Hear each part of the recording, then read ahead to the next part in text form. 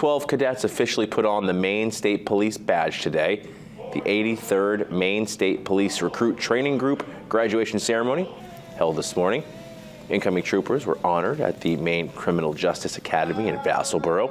In front of friends and family, they received their badges. Graduates will now require field training before they become a Maine State Police officer. Your neighborhood will know who you are, and that is a tremendous responsibility that you have to live up to. It's a challenge. It's a commitment. That individual responsibility doesn't end there. On and off duty, you have to conduct yourself with the core values of the state police in mind. That's my expectation of you.